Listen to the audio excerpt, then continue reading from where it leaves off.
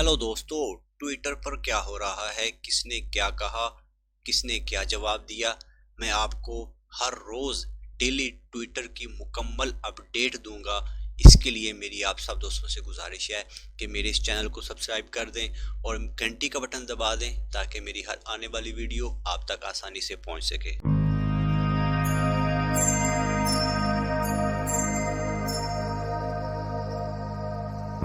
जी दोस्तों, आइए और वीडियो का बाकायदा आगाज करते हैं। ट्विटर पर होने वाले डेली के जो आज के अपडेट हैं वो मैं आज आपके साथ शेयर करने वाला हूं। जी, सबसे पहले आबिद शेर अली साहब ने क्या कहा है कि तहरीक इंसाफ ने अपने दौर में जो फिरौनियत का मुजाहरे किए, गरीबों पर जुल्म किए, आज वही सब कुछ वो काट रहे हैं। अल्लाह की लाठी बेआवाज़ है।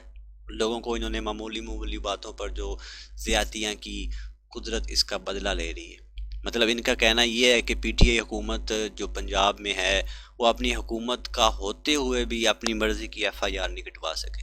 एहसन इकबाल साहब क्या कह रहे हैं कि पाकिस्तान का एक ऐसा लीडर है जो कभी किसी सरकारी हॉस्पिटल में ब्लड टेस्ट नहीं दे सकता।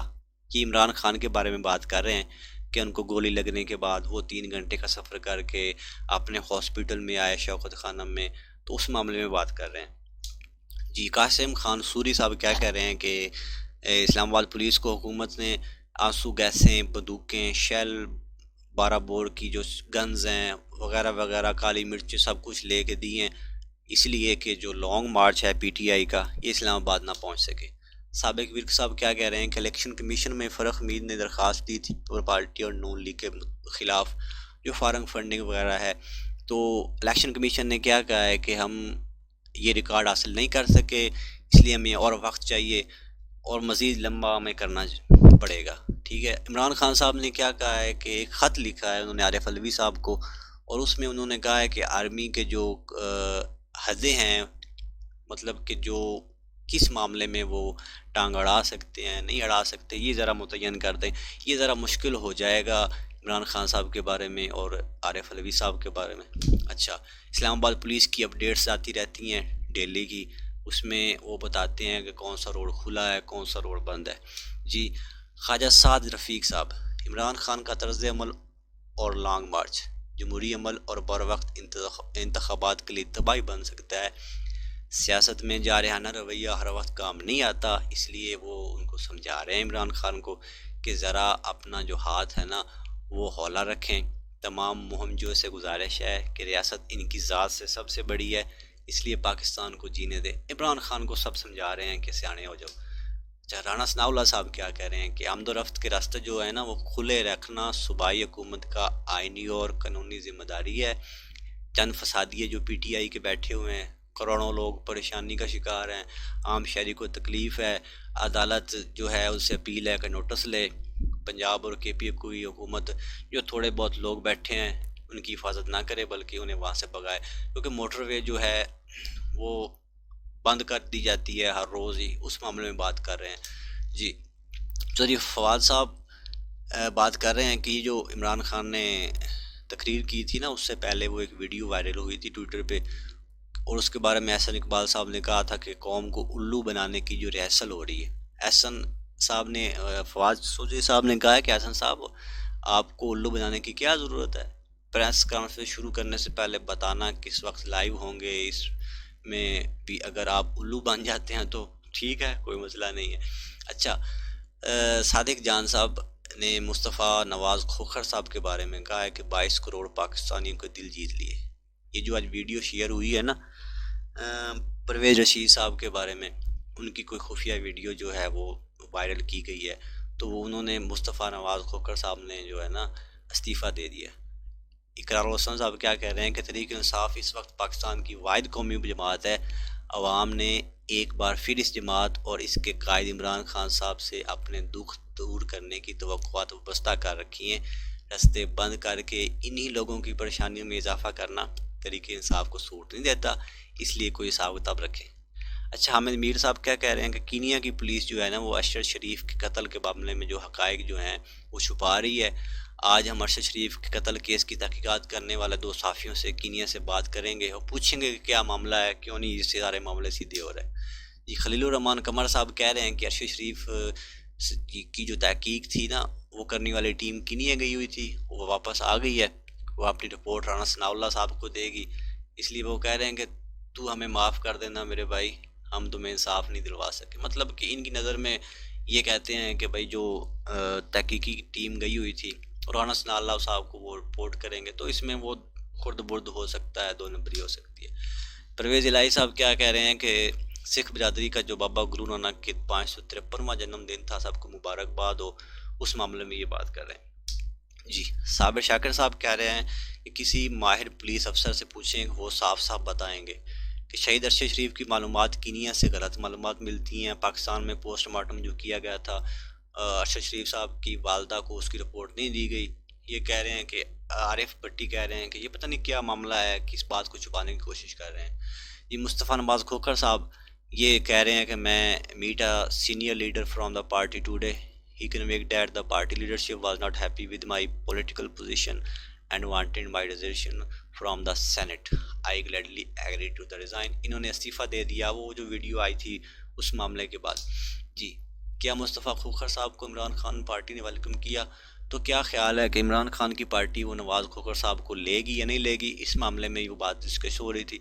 हामिद मीर साहब, इमरान खान साहब ने आज इंटरव्यू दिया था एक फॉरेन चैनल को, उस पे वो जो न्यूज़ कास्टर थी उसने सवाल इमरान खान से बार बार पूछा कि भाई आप सबूत दें जो आप इल्ज़ाम लगा रहे हैं। तो हामिद मीर साहब उस मामले में बात कर रहे हैं कि इमरान खान साहब जो है ना झूठे इल्ज़ाम लगा रहे हो, जवाब भी नहीं दे सके जी।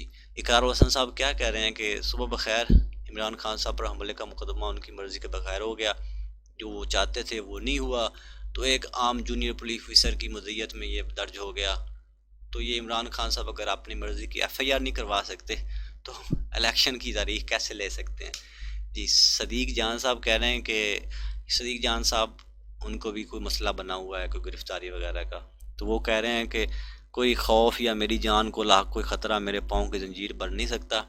इमरान खान साहब ने कहा है कि मैं डटा हुआ हूँ, जो मर्ज़ी हो जाए, मैंने पीछे नहीं हटना जी। इमरान रियाज खान है कि वो कह रहे हैं कि भाई इख्तलाफात को छोड़ दें, ये आपके कपड़े उतार रहे हैं, प्राइवेट वीडियोस खुफिया कैमरों से बनाकर ब्लैकमेल और रुस्वा कर रहे हैं, इन हाथों को मिलकर रोकिए, नहीं तो काम बहुत ख़राब हो जाएगा।